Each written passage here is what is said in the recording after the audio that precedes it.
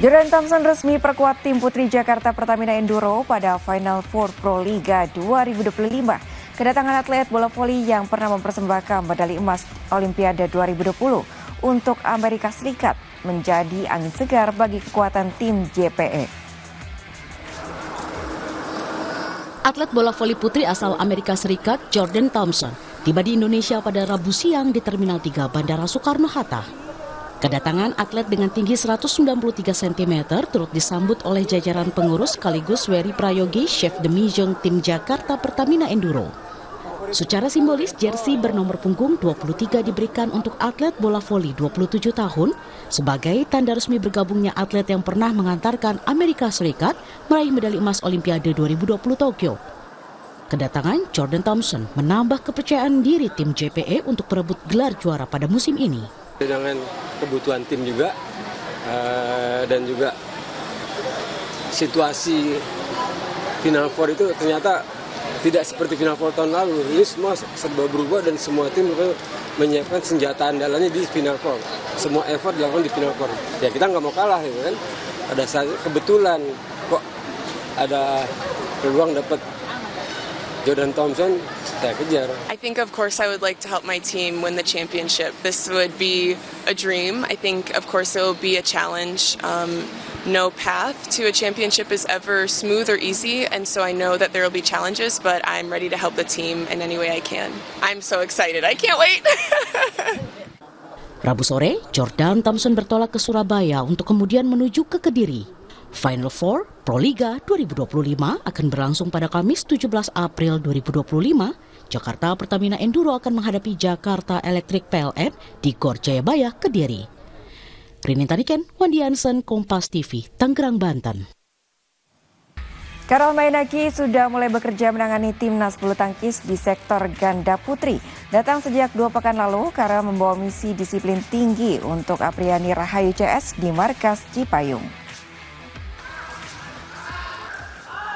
Pelatih kepala ganda putri Indonesia, Karel Mainaki, untuk pertama kalinya muncul menahkodai sektor ganda putri usai tiba pada 2 pekan lalu.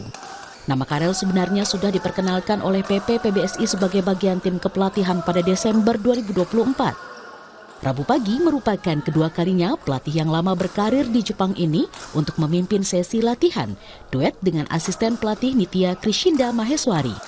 Tak banyak yang diungkapkan Karel saat ini, selain adaptasi dengan skuad Cipayung. Modal bergabung dengan timnas Jepang sejak 2015, Karel akan menerapkan disiplin keras dan konsistensi yang kuat kepada anak asuhnya di sektor ganda putri Indonesia. Nah, ini saya waktu di Jepang juga, saya lihat kayaknya pemain-pemain kita mungkin butuh di konsisten ya dalam lapangan itu ya. Karena memang pada dasarnya teknik sih saya lihat udah cukup baik. Tinggal bagaimana mereka pergunain itu dengan konsistennya aja. Ya itu mungkin saya mau fokus untuk konsisten mereka itu yang mau saya fokuskan. Kedatangan pelatih kelahiran Ternate 48 tahun silam ini direspon positif oleh seluruh skuad ganda putri, salah satunya Siti Fadia Silva Ramadanti. Perubahannya mungkin dalam latihan Kak Karel benar-benar disiplin dan kayak dia setiap ada gerakan yang salah itu dia benar-benar langsung dikoreksi, dikasih tahu. Jadi dia bilang sendiri, maaf ya kalau saya bawel. Tapi kan kita juga nerimanya lebih enak gitu ya Mbak. Jadi nggak cuma didiemin tapi Kak Karel pantau, Kak Karel kasih tahu. Karel tak sendiri di markas Cipayung. Anak bungsu dari 7 bersaudara ini sebagian besar keluarganya hidup untuk bulu tangkis. Kakak ketiga Rioni Mainaki kini fokus menangani sektor ganda campuran usai sebelumnya mengemban jabatan sebagai Kabid Binpres. Sementara kakak kelima Marlev Mainaki menangani sektor tunggal putra. Rinin Taniken, Wandi Hansen, Kompas TV, Jakarta. Menjelang Piala Sudirman 2025, Sport Lovers PBSI memilih Indra Wijaya sebagai pelatih kepala tunggal putra menggantikan Mulyo Handoyo yang sebelumnya mundur karena alasan kesehatan. Kehadiran Indra diharapkan mendongkrak prestasi Jonathan Christie dan kawan-kawan, khususnya pada turnamen internasional di sepanjang 2025. Kejuaraan dunia bulu tangkis kategori bergu campuran Piala Sudirman 2025 akan diselenggarakan di Xiamen, Tiongkok 27 April hingga 4 Mei 2025. PP PBSI pun terus matangkan persiapan skuad Cipayung, salah satunya di sektor tunggal putra. Terlebih tunggal putra Indonesia kini dinahkodai Indra Wijaya untuk menggantikan pelatih utama Mulyo Handoyo yang tak lagi menjabat pelatih kepala utama tunggal putra.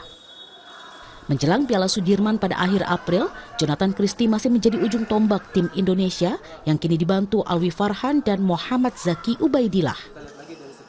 Di grup kan kita ada Denmark sama India. Nah itu, jadi tetap ujung tombaknya ya memang di Jojo. Kesiapan anak-anak seperti Alwi, Ubed, kenapa kita bawa untuk proses regenerasi supaya mereka juga dapat ngerasain pertandingan gede itu seperti apa gitu. Yang muda-muda itu memang harus dikasih jam terbang lebih gitu. Bagaimanapun juga jangan dilihat hasilnya mereka gitu, tapi gimana mereka berprosesnya. Itu yang saya rasa cukup penting, dan saya rasa juga pasti mereka dapat banyak hal lah dari kesempatan ikut tanding di Sudirman Cup. Indonesia berada di grup D bersama Denmark pada Piala Sudirman 2025. Denmark dan Indonesia pincang usai tak diperkuat andalannya Victor Axelsen dan Anthony Ginting akibat cedera. Ini merupakan tantangan baru Indra Wijaya yang hanya bisa mengandalkan Jojo, Alwi, dan Ubed pada laga yang dihelat di Feng Huang Gymnasium Xiamen, Tiongkok. Rinin Taniken, Wandi Jansen, Kompas TV, Jakarta.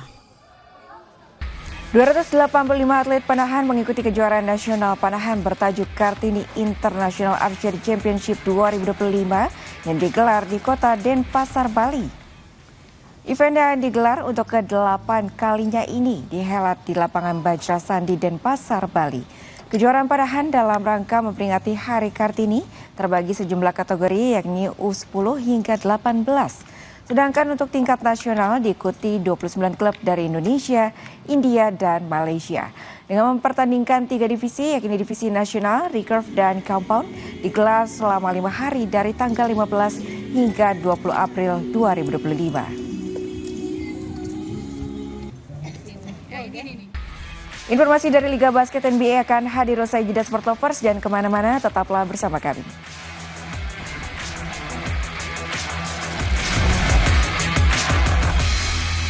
Salam waspada.